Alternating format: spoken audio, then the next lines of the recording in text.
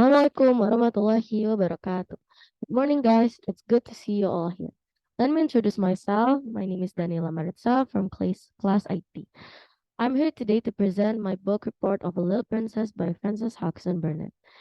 Have you ever read a book or watched a movie of A Little Princess? Now I will tell you about a book of A Little Princess. The table of content is introduction and literary elements. First, let's take a look at the introduction of A Little Princess. So first, as you can see on the screen, the author of A Little Princess is Frances Hodgson Burnett.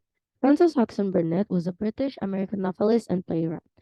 She is best known for the three children's novels. One of them is A Little Princess.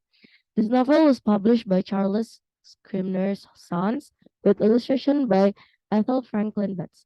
A Little Princess first published as a book in 1905, and this is the cover of the book. As you can see on the screen, there's Sarah Crewe. She's the main character of this book. A Little Princess was about Sarah Crewe's journey from prosperity to poverty and back again. Sarah Crewe, 7 years old, travels from India with her father to England to attend Miss Minchin's Select Seminary for young ladies. Miss Minchin appears respectable on the outside, but is greedy and unkind on the inside.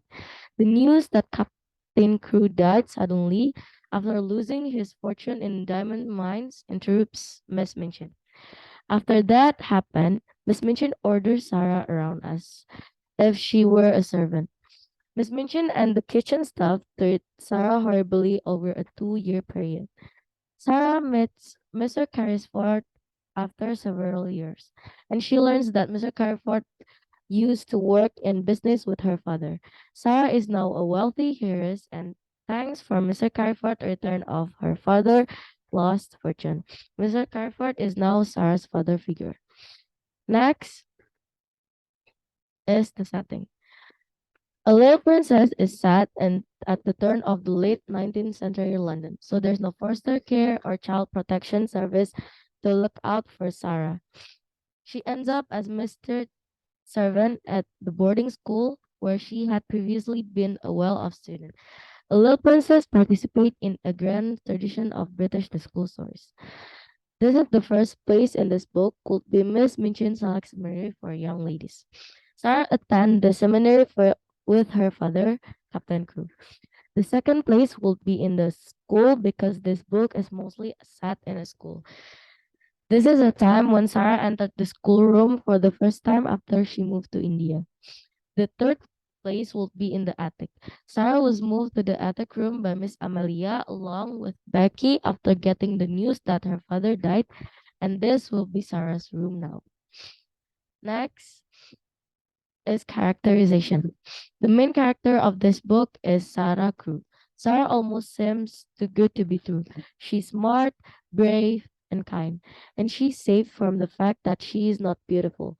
Sarah, like every other girl, of dolls and maybe ponies.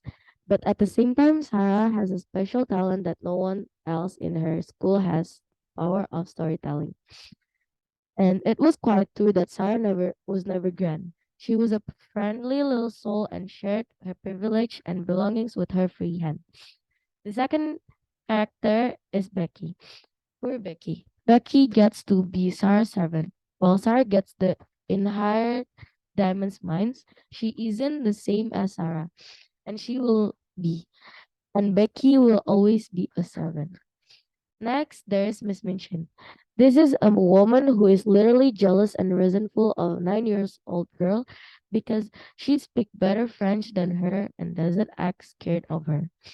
And the last character is Captain Crewe. He is the person who is most loved by Sarah Crewe. He is Sarah's wealthy, indulgent father. He is stationed in India as a part of British military, but wants his daughter to get an education in England.